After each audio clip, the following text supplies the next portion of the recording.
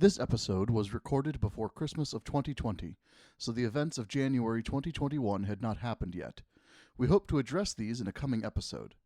Many things conspired to delay our schedule, and so we are releasing this, our most recent episode, lightly edited in an attempt to get things back up to speed. Thank you.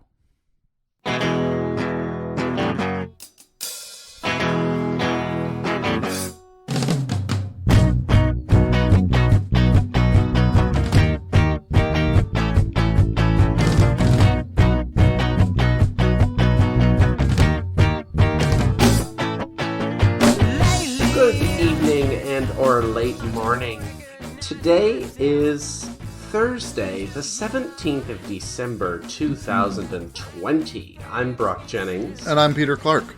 And welcome to another special edition of your friendly neighborhood podcast, Stumbling Block. You have to excuse some clinking in the background. I'm eating lunch. He's going back to the old days when we first started this 5 years ago next month. Peter. Oh my gosh, 5 years. That's crazy. We have to celebrate our 5-year anniversary. Mm-hmm. We sure do. Well, that would mean we have to think about what we're going to do for our 5-year anniversary. We haven't exactly put a lot of thought into this. No. Speaking of, it is Advent. Do you have an Advent calendar you're doing, Brock? This is where I get sheepish and be like, no, should I? You would turn down the opportunity for giving yourself small gifts every day for the month? Even a morsel of chocolate? Yeah, but that makes it all about me rather than about the coming savior. Yeah, but it just makes it fun. I mean, I guess I could do... I bought Professor Lewis Lockwood's book on Beethoven. As of the writing of this book, which is 2003, he was professor at Harvard. I'm not sure if he's still there or if he's emeritus or if he's at another university. Mm-hmm. That was my gift to myself for Advent. There you go. Today is the 250th anniversary of Beethoven's baptism. Ah. So I am reading Lewis Lockwood's book on Beethoven to honor Beethoven. So that's my Advent calendar. There you go. Does that count? Sure, why not? I mean, I barely know what an Advent calendar is, so... You ever had them growing up where you open a door every day and you get like a little piece of chocolate or something? Yeah, but I always thought they were stupid. Like I never, even as a little kid, I never could figure out the point. Just have a little fun on the countdown to Christmas. You know what? Like, I think even as a 10-year-old, I thought... Now, what does the chocolate have to do with Jesus? Nothing. I don't get it. The chocolate has nothing to do with Jesus. So why do we do it? Because it's yummy. I mean, at least with Beethoven, I could make the argument that because today is the anniversary of his baptism, that is a means of honoring him. Yeah. I mean, it's a bit indirect, but it's easier to make the connection than chocolate and Jesus. Yeah. That reminds me, I need to catch up on my Lego Advent calendar. You know what this sounds like? Kulturprotestantismus. I mean, I don't want to get all Bonhoeffer at Finkenwalde, but like, like seriously, I want to get all Bonhoeffer at Finkenwalde. Like, what does this have to do with the baby born in this backwater town of Nazareth? Because historically, it's more likely that he was born in Nazareth rather than Bethlehem. This backwater town that nobody's ever heard of. You know, what's the connection? I can't find it. The connection is just a countdown to it, you know? But why do we count down with chocolates? Like, why not readings in the Psalms? Or Advent music? Or why do we do chocolate? Like, I love chocolate. Nothing against chocolate. I love chocolate. Dark chocolate.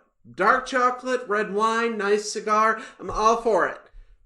What does that have to do with Jesus? Somebody tell me. That's all I want to know.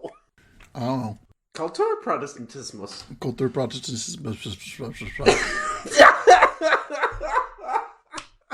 Cheap grace versus Billigkeit Gnade. Cheap grace. Look, sometimes we just want some tasty chocolate grace, okay? Oh my god, that's the title of this episode, Tasty Chocolate Grace.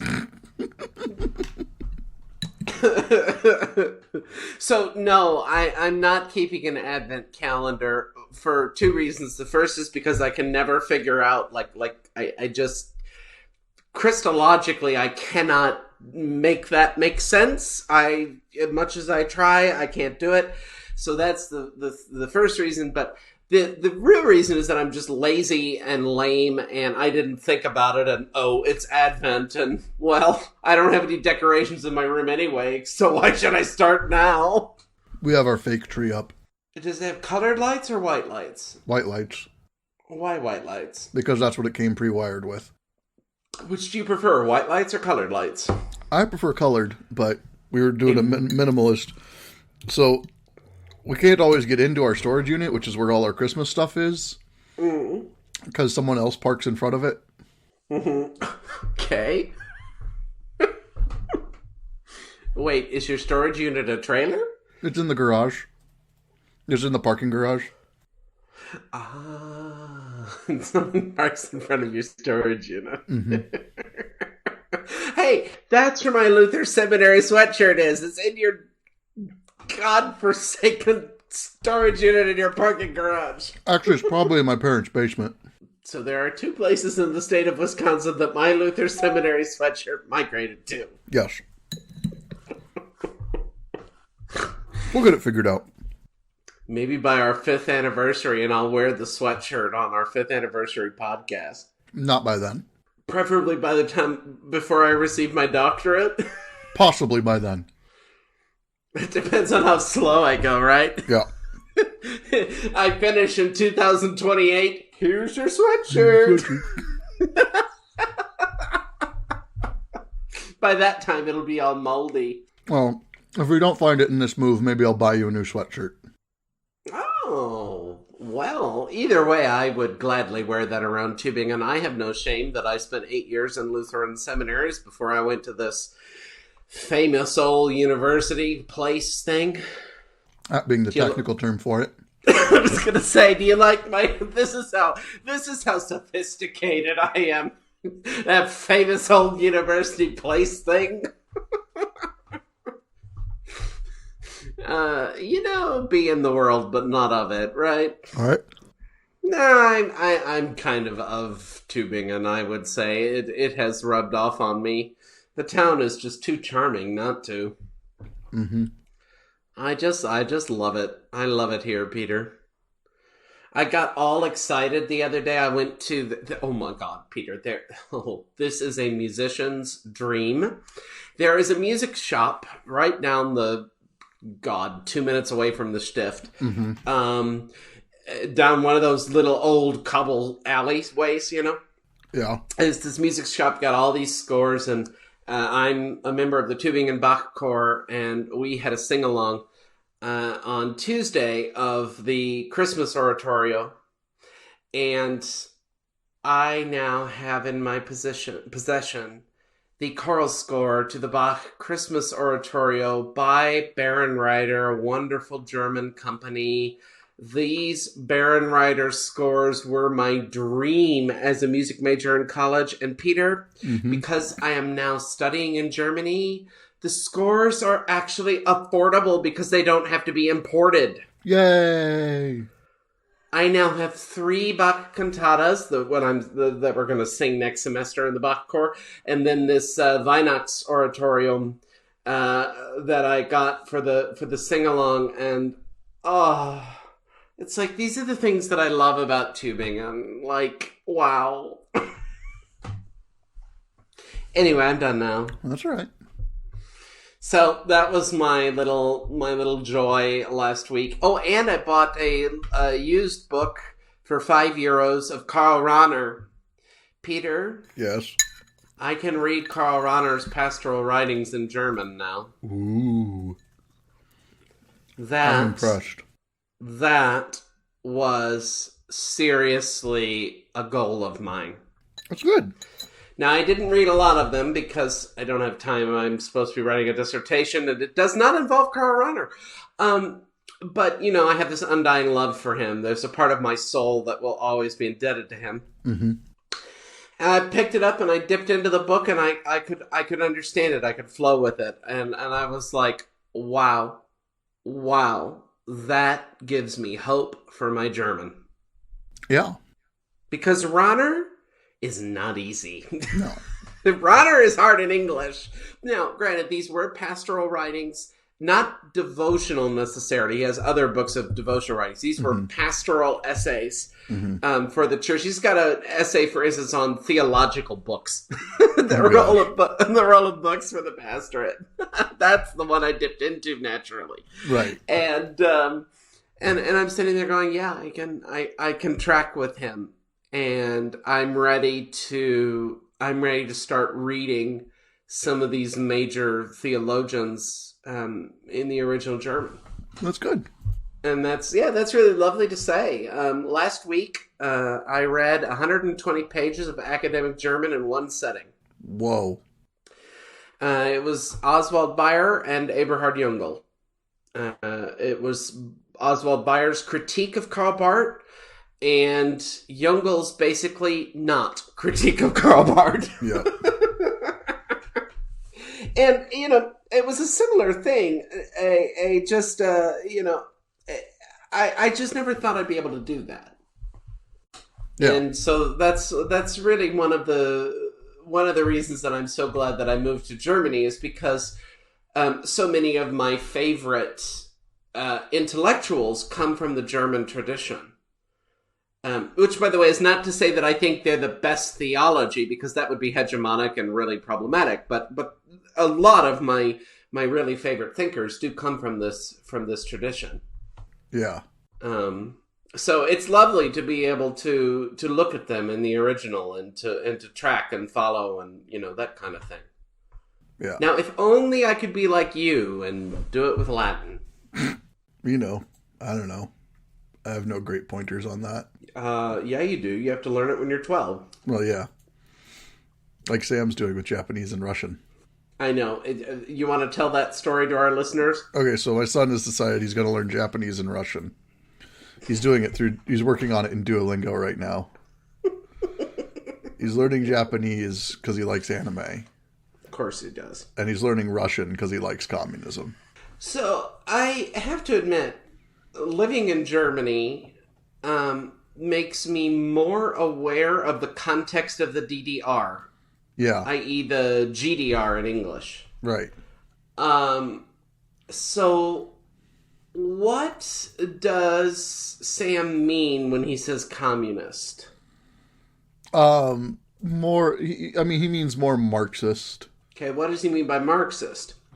Like, I'm trying to think how to trying to explain a 10-year-old's understanding of communism is hard because I neither want to give him too much nor too little credit. Yes, but it's very amusing to watch you think about this. Yeah. He believes in taxation. He believes in social services. He believes... Okay, but that's any German member of the CDU believes that, and they're conservative. Right. He probably does not believe in the private property. Oh, okay. The best I can tell, he does not believe in private property. You don't either, right? Not really. Okay. Sorry, go ahead. I believe in private possessions. I'm very fond of private possessions, but not private property. Yes, because you love your cigars and your records. Yes, I do. And my basses and my bikes. Maybe I'll get you this book on Beethoven for your birthday to give you another personal possession. What do you think? Maybe. Sure, why not? Would you actually read it? No. See, Peter and I have known each other for long enough that we just don't pull any punches anymore. No. Sorry, keep going. It's okay. He thinks that people shouldn't be without housing. He probably believes in a universal basic income. So he's a Bernie Sanders kind of Marxist. Probably actually even a little to the left of Sanders. Like, I would say Sam probably doesn't believe in private ownership of industry. He has a deep and abiding hatred of Elon Musk. Please remind me who Elon Musk is, i.e. I have no idea who that is. Owns Tesla, founded PayPal. Oh. Shot his car into space for no good reason. Yeah, well, I hate the guy already, too, but not as much as Jeff Bezos. Sam isn't really as aware of Jeff Bezos as he is of Elon Musk. Is it Bezos or Bezos? I think it's Bezos. Okay, well. Okay. I don't know. I wasn't aware of this Musk guy, but, you know. Yeah, Sam just thinks he spends his money very stupidly. I love that your 10-year-old has an ethical sense already. Yeah, well, of course he does. Because he Kate comes and from my you. kid. And Kate. Yeah, exactly. Like, friends, this is not hard. Right. When you know Sam's parents, you understand why Sam has ethics. He's also very, very sassy and snarky for the same reason. Gee, call me shocked. I wonder where he gets that from. Right? A clue to how you know you're in your 30s when you start talking about your kids. Yep. Except I don't have kids, so, you know. I have cats. You have cats. I'm going to say, I don't think you'll ever have kids. You don't seem like the kid-having kind. I invite you to say more because your son adores me, or at least he used to. Yes. But you're like an uncle, not like a dad. Oh! What do you mean by that? I don't know. I'm the evil gay uncle? I didn't say evil. So I'm the gay uncle? Yeah. Oh!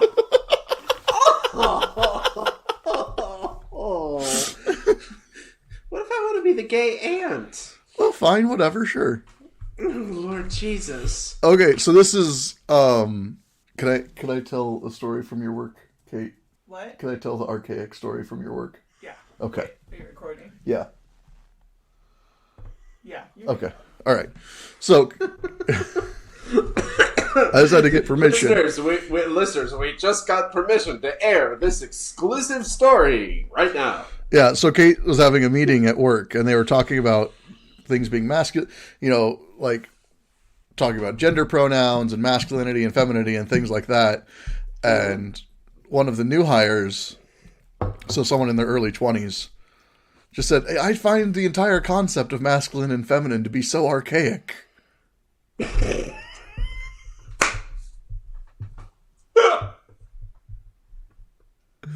And Kate was just like in stunned silence.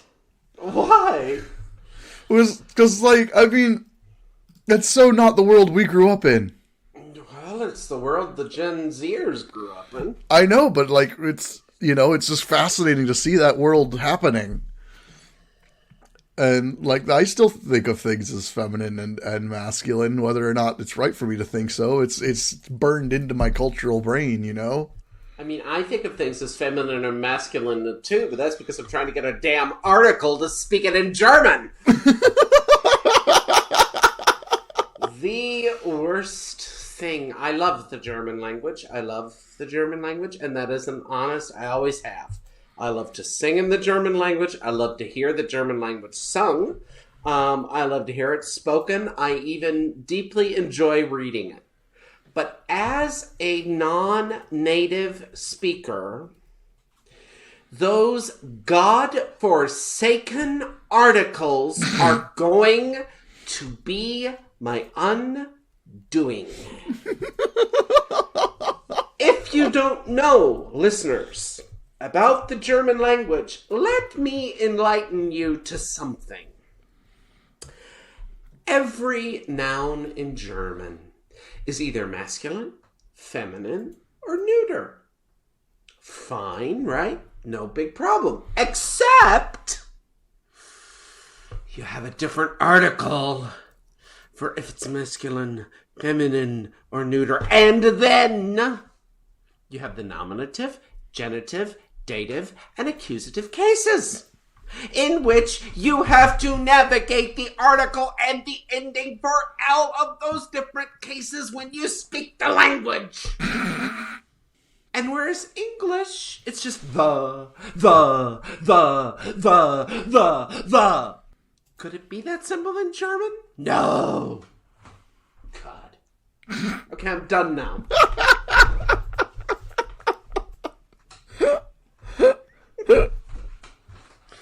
So I admit my weakness.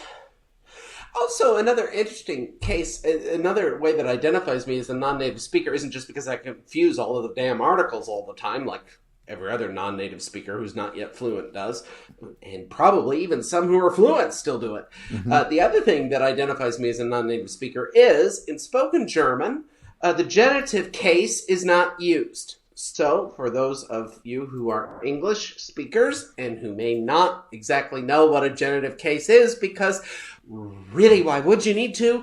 The word whose. The genitive is the possessive.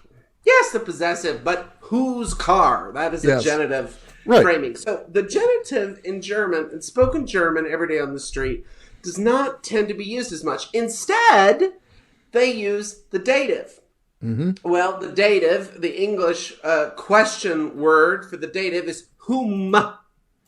Yeah. And so the other thing that identifies me as a non-native speaker is because I learned German the way most people learned Latin, Greek, and Hebrew. So I learned the difference of a basic overview of when the dative and when the genitive would be used. And so I would tend to use the genitive case. Yes. And that is actually seen in spoken German as sort of a bit, the word is spießig in German, and in English we'd say, I don't know, stuffy or something like that. So anyway, those two things, the articles and I will still gravitate toward the genitive just because, I mean, I sort of like you, Peter, with your masculine and feminine, the genitive is just kind of there for me. Yeah. Anyway, I'm done with my my language woes. What is your favorite case, Peter, since you like languages? My favorite case? Yeah. Ooh, that's hard. In Latin... It's the vocative, isn't it? No, it's probably the ablative. Ah, okay. Just because it doesn't exist in a lot of languages, and it's rather nerdy to know about the ablative. So why don't you tell us about the ablative? And actually, you could refresh my memory, too, because... German doesn't have an ablative. No, the ablative is referring to itself, if I remember correctly. Ah, okay. The ablative is a self-referential case. It sounds like it's a case that's got a complex of some sort. Exactly. That's why you like it. Exactly. In most languages, it's the dative, because it's just so damn useful. Wait, in most languages, the dative is your favorite case? Yeah. So I think either the dative or the genitive are my favorite cases because up until I had German in college, which, by the way, let me not overestimate my German skills. I was not a German whiz in college by any means, but I did learn about the dative and the genitive, and those were just words that I never... Like, the dative is the indirect object. That was a revelation for me. Except when the genitive is. Except when the genitive is. But, you know, let's not go there, because now you're just confusing me even.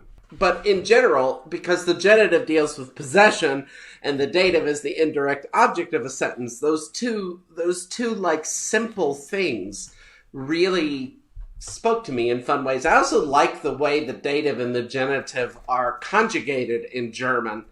I don't like trying to remember it when I'm trying to speak it, let me be clear. But I really like reading it.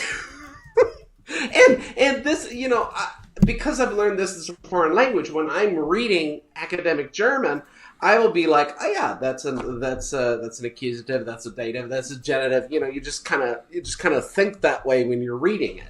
Mm-hmm. Whereas the native speakers look at me like, what? You're crazy. We just kind of learned it as kids. And I said, I know, and my life would be so much easier if I had it that way too. Right. There are two things that would make my life miraculously easier, Peter. Mm-hmm. The first is having learned German as a spoken language from age 5 up. But the second is if I lived in an era where Latin was the spoken language of the day. As somebody who works on Luther, my life would be momentously easier. Well, except Luther didn't write in spoken Latin. Luther wrote in church Latin. Luther wrote in church Latin, but at least in spoken Latin, I'd be able to figure it out. It's true.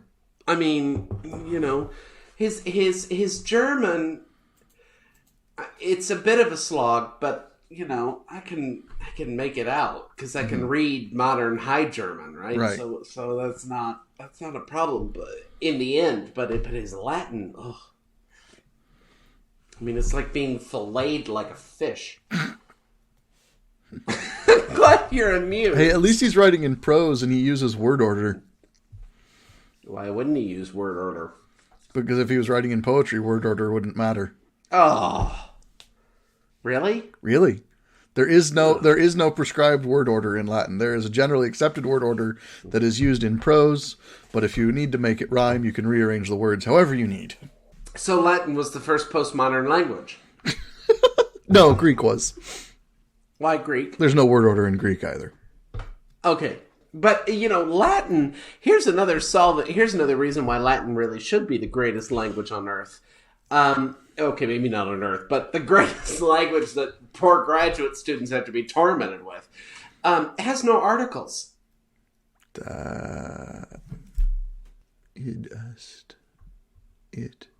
Yeah, you're right. There are no articles in Latin. No. Thank you, Jesus. When I learned that, I just said, God is good. In contrast to German,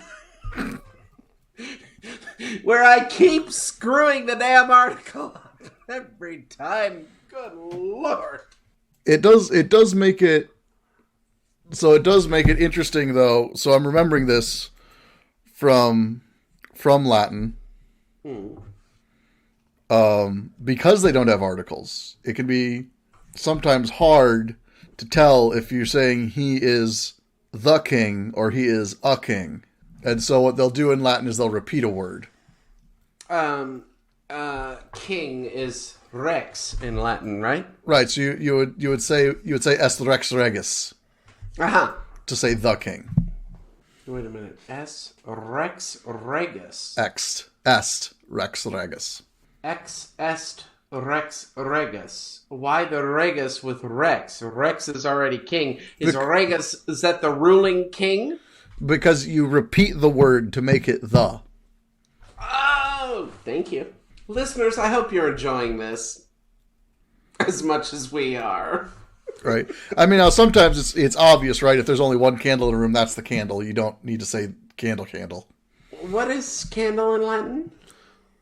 Candela, I think. Oh, why is it so similar to English? Because we stole a lot of English from Latin. Actually, it's not from Latin directly, it's from French. Yes. English was very carefully put together by 3 blind German men in a French dictionary.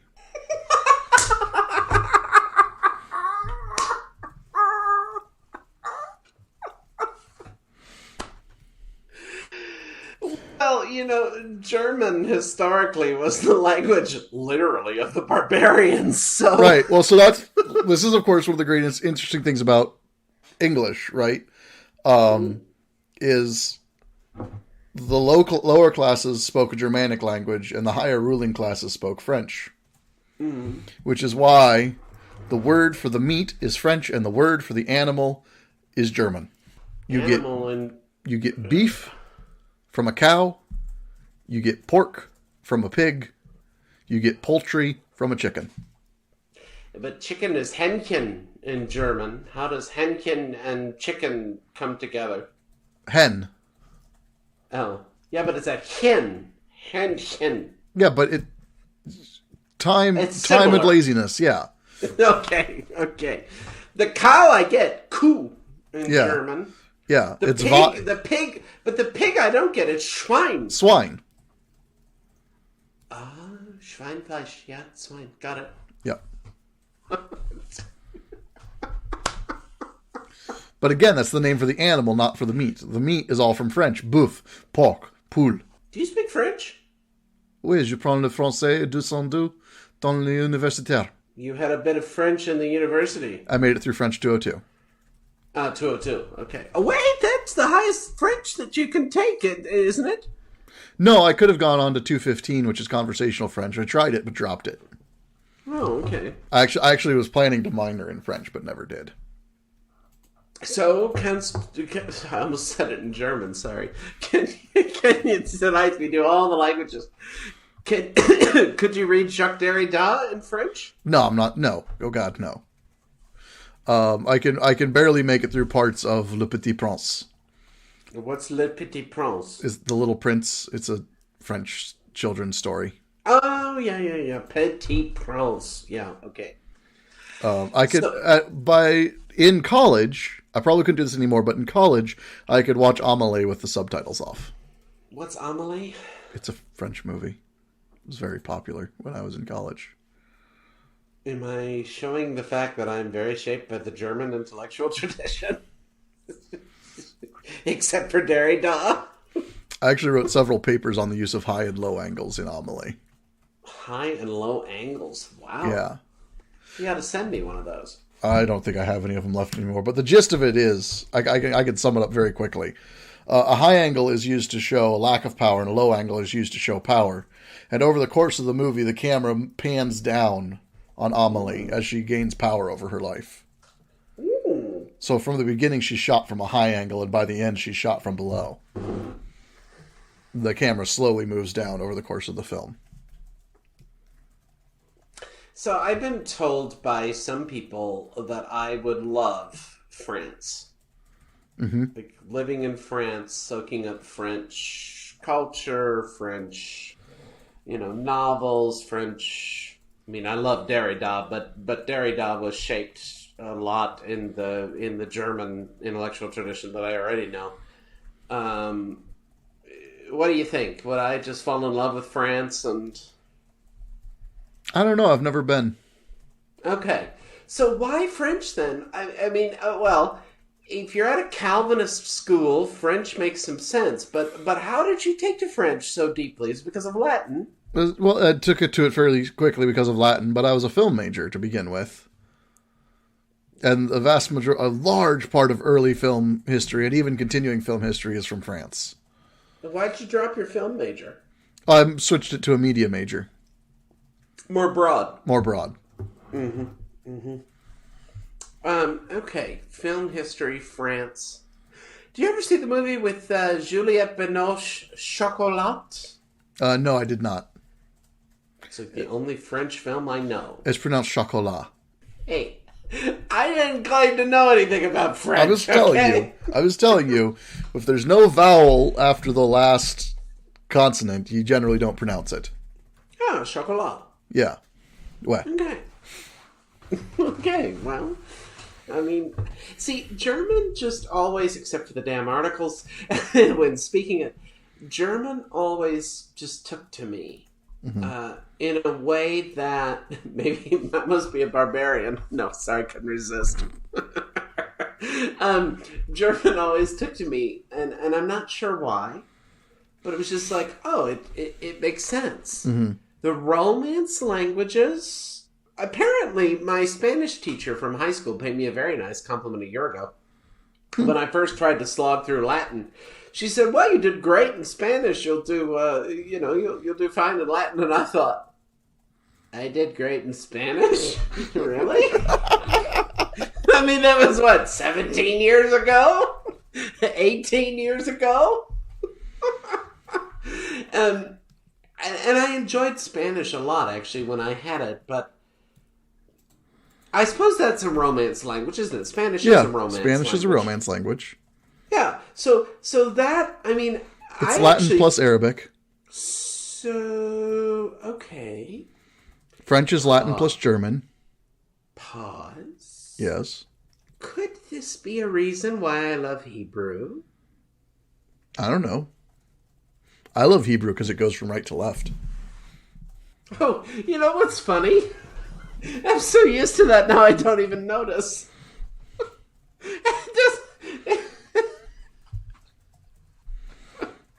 Good point. But I can write in Hebrew without smudging my hand. I think you should have gotten a doctorate in biblical languages, Peter. Probably, but I think I'd rather own a bike shop. I mean, well, why can't you have a doctorate in biblical languages and own a bike shop? There's not time to do both. Okay, fair. No, I was just curious because of the relationship between Aramaic and Hebrew. Oh, it's Arabic, not Aramaic. Oh, Arabic. Excuse me.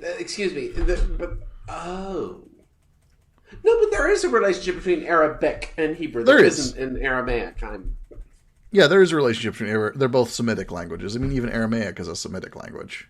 So my little 4 years of Spanish in high school may have, in some subconscious weird way, opened me up to like Hebrew. Maybe. Probably made the pronunciation easier for you. Really? Oh. Yeah, because Spanish pronounces everything. And Spanish has weird glottal stops and stuff. Like Oaxaca. Oaxaca. That sounds like a hate in Hebrew. Mm-hmm.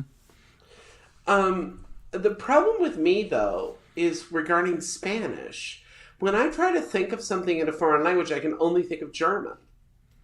Yeah. Like, I have to really... But if I see, like, passages in Spanish or something, I can make it out. Like, it sort of comes back in a sense. Yeah. And I'm talking, like, everyday Spanish. I'm not talking about Gustavo Gutierrez in Spanish. Right. I'd have to spend a semester at least. Right, it's like I could still go shopping in French. Jesus, I don't know if I could ever go shopping in Spanish. Like, you couldn't even make it through a supermarket? I'm not talking about, like, talking to anybody. I'm talking about identifying products.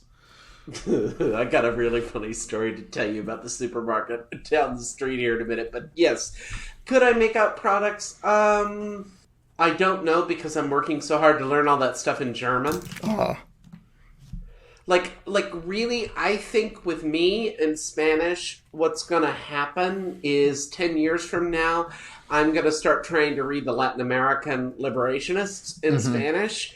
And I think, because, I won't have things like a dissertation, and I will either be, I will be having some kind of day job, which, that's up to the Holy Spirit, what that is and where that is.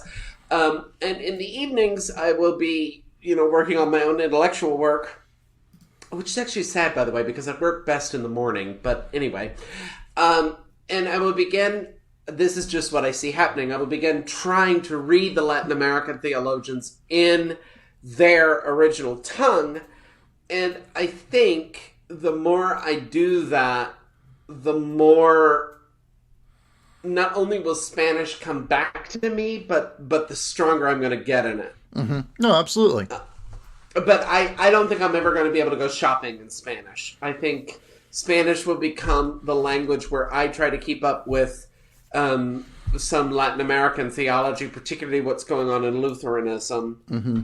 So it's very interesting. I can see that. It's very interesting to me. It's easier for you to keep up with the academic side of the language, where it's much easier for me to keep up with everyday usage side of the language. Okay, so here is the funny part. This is the story I got to tell you. I was in the supermarket last month, as I'm often in the supermarket, but anyway, supermarket in Tübingen, by the way, I much prefer to anything in the States because it's a bit smaller and, it's not quite so consumeristic. I was in the supermarket and I needed vinegar because the coffee machine on my floor in the Stift, dear God, it needed to be cleaned out. I mean, you know me, I'm a coffee snob. Yeah. Not as much as you, because I still can drink drip coffee and I don't... I am teaching myself to drink drip coffee in an effort to reduce my Mountain Dew intake. Congratulations. Ich gratuliere dir. In German. Interesting, you do use the dative there and not the accusative. It's an interesting little thing of spoken German. Anyway, so I was in the supermarket. God, I needed vinegar for this coffee pot. Of course, here's my being the typical American imperialist. With me, usually when I become the American imperialist, it really is unconscious. Yeah. But I'm sitting there going, well, it's vinegar in English. Surely it's vinegar in German. God. I wandered, and here's the funny part. You might say, Brock, Google it on your smartphone. Well, the supermarket is on a lower level. There's no cell phone service. So can't look this word up on my smartphone. I go round and round. It's usually by the oil. Yeah, but I'm not done yet. I'm just saying. And I see this sign, and it says Essig/Öl. Of course, I know that Öl is oil. Mm-hmm. That's obvious. But I'm going, Essig. Okay, Essig must be dressing. All right, well, I don't need dressing. All right, it's just balsamic dressing, I guess. So round and round and around and around I go. 20 minutes, I wandered in the supermarket. Did I ask for help? Oh, no, because now, you see, not only am I being the imperialist American, I'm being the American that says, I don't need help. I can do it by myself. Watch me be an American individualist. Blah, blah, blah, blah, blah. So... Friends, I don't speak German, and I can already tell you that Essig means vinegar. So, I ask an attendant, finally. And she takes me to the damn Essig. And I wandered around in the supermarket for 20 minutes looking for this godforsaken vinegar so I could clean out the coffee pot. I didn't even want to cook with it. I just wanted to clean out the coffee pot. Never will I forget the word Essig again. Never. Lord Jesus help me. And this is why it's so funny. Because I sit on my bed now, this is not an exaggeration, with Karl Barth's Church Dogmatics in German of whatever volume that I want to explore that day. I often now read Church Dogmatics before I go to bed at night. Big old thick volumes all in German, and I sit with it on my stomach and laying it and reading it and turning the pages and reading it basically like you'd read a good novel. Mm-hmm. Getting nearly every word of Karl Barth. And I'm not saying Karl Barth writes the most difficult German.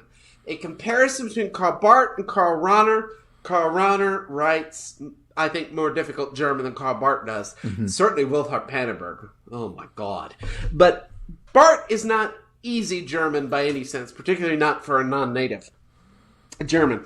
And so I'm sitting there, I'm reading Barth like it's nothing. Just right on through, loving nearly every word, that I'm reading. That damn Essig nearly reduced me to tears. And then, of course, I'm in the supermarket, and so not only am I doing the American imperialist, well, it must be vinegar because it's vinegar in English, doing the American individualist, well, I don't need help. I can find it myself. The other thing I'm doing is, I'm so stupid. Why can't I figure this? I'm never going to be able to speak German. I'm horrible. I don't belong here. Yada, yada, yada. All sides of the sinful human condition came out in Brach as Brach was looking for the damn vinegar. I'm amused. For the record, all of my friends laughed at me. How many of them told you, well, you knew where the oil was, you should know the vinegar's by the oil? They were nicer to me than that. Okay. You get the crowning achievement for that one. But that's all in relation to the academic side of the languages. You know? Yeah. I want to be fluent in German because I want 10 years from now, as I'm trying to read Gutierrez in Spanish, I want to be able to read Hegel's lectures on the philosophy of religion in German without a problem. That is the reason I want fluency in German. Yep. I mean, yes, to function on the day, of course, but more even than day to day, it's because if I could actually pick Hegel up and read him in the original, I mean, that's, as a Lutheran, that's... Yeah. Okay, sorry, go ahead. Speaking of English refusing to ask for corrections, we have raisins and grapes in English, right? Mm-hmm. And in French, it's grappe et raisin. It's very similar. Yeah. Which one do you think you make wine out of? Well, because you asked, probably raisin. Exactly. And which one is the dried fruit you would put in your oatmeal? Grappe. Le grappe. The grappe, okay. We switched them when it came over to English. Did we really? Yeah. Well, that's just not fair. I mean, it's not quite as bad as Essig, but it's not fair. Well, it's vinegar in English. Surely it's vinegar. Raisin in English, surely it's raisin in French. Walk out with a bunch full of fresh grapes. You're just like, this is not going to work. This is not what I wanted at all. Yes, but a bunch of fresh grapes you can make wine with. Exactly. So that was that's your story of English refusing to ask for corrections. It just reminded me of that. Well, it's not only ask for corrections; it was ask for help. Yeah. Like I didn't realize there was someplace in me that had straight male logic.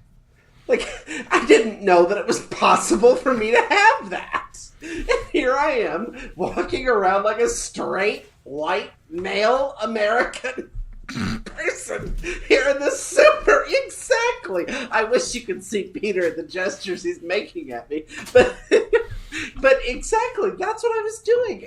Just like...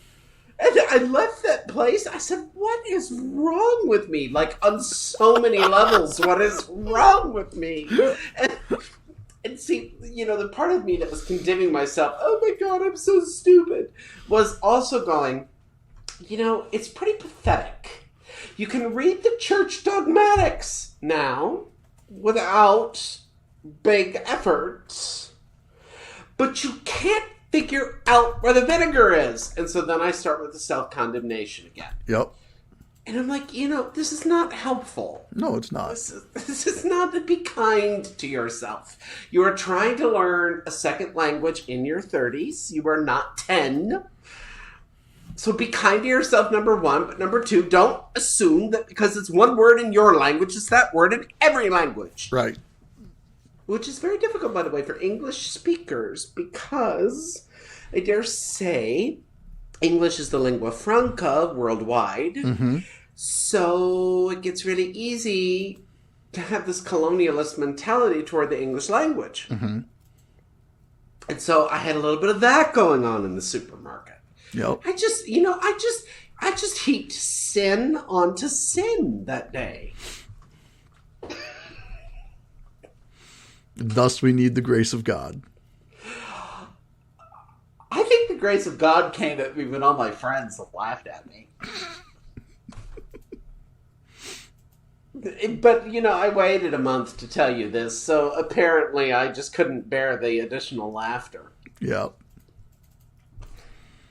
Silliest... My disappointment with you is not in that you didn't know the word for vinegar. It's that you didn't know the vinegar would be by the oil. Well, of course, now I'm asking myself, is the vinegar by the oil in the Edeka supermarket? Almost every supermarket I've been in, vinegar is by oil. It probably is. As a matter of fact, I think it is. I think it's on an opposite end of the... Same aisle, yeah. Of the same aisle, but yeah. Essig oil, yeah. Yeah. So if you started by finding the oil, you could have found the vinegar without knowing the word. Yeah, but let's start with the fact of how long it took me to find the oil. Okay. Let's start with the fact how long it takes me to find anything in a supermarket. It's not just because this is in my second language. I will dare to say that German is my second language now. It's not just because it is in my second language. If I'm in a supermarket in America, I sit and go, well, of course I haven't been to America in 2 years, what do I know? But when I was doing it, I would say, oh God, I need like rice or something. I spend 15 minutes wandering around the whole store trying to find rice. I mean, supermarkets just give me panic attacks in general. Oh, so you have to understand supermarket logic. There is no logic. But there is. Rice and beans are always together. Oil and vinegar are almost always together. The supermarket logic is to get you to buy as much as possible of things you don't need. That's every store. This is why I hate them. Except used bookstores. Those are the only stores I like. This is why I'm starting my own bike shop, is so I can sell people things they need and not sell them things they don't need. So you hate it too. I do, but I know how to navigate it. See, I just hate it and shake my fist at it, but I've never learned how to navigate it. In the world, not of the world, Brock. Still have to stay in the world. See, I'm doing not of the world and also not in the world, right? All right, we gotta wrap things up. Well, I suppose we've what's the word? We've beaten this horse into the ground. Yeah. You're always the one that says we have to wrap it up. I know it was because I'm the one with the timer. I just go by the Spirit of God. And what the Spirit of God says, that's what I do. We'd end up with 2-hour episodes if we went by that. You'd be lucky if we only ended up with 2-hour episodes if we went by that. Right? So, I'm assuming we won't be with you, listeners, until after Christmas. So, we wish you a very Merry Christmas. You know, it does go for several days. It's not over on the 25th. I feel like we need to remind the wider culture of this. Yeah, it goes through the 6th of January? 7th of January? Whichever day's Epiphany, right? Yeah, I think it's the 6th of January. If you 12 say days so. of Christmas. If you say so, you're the liturgist, not me. But yes, it goes through the Epiphany. So, until we meet again, I'm Brock Jennings. I'm Peter Clark. Never forget that the oil is by the vinegar and vice versa. And the German word for vinegar is Essig. Essig! I think it's Das Essig, by the way, but I'm almost positive. So there's your article. All right. And until we meet next time, I'm Brock Jennings. I'm Peter Clark. And this is your friendly neighborhood Lutheran theology podcast, Stumbling Block. Stumbling Block is a production of Silver Turkey Studios. Our Patreon producer is Ben Dittman, our executive producer is Peter Clark, and our executive director is Brock Jennings. Our theme music is by Mirrors for Windows, and we are hosted by Podbean. We can be reached by email at stumblingblockpodcast@gmail.com. Please consider supporting us at patreon.com/stumblingblock. And as always, thank you for listening.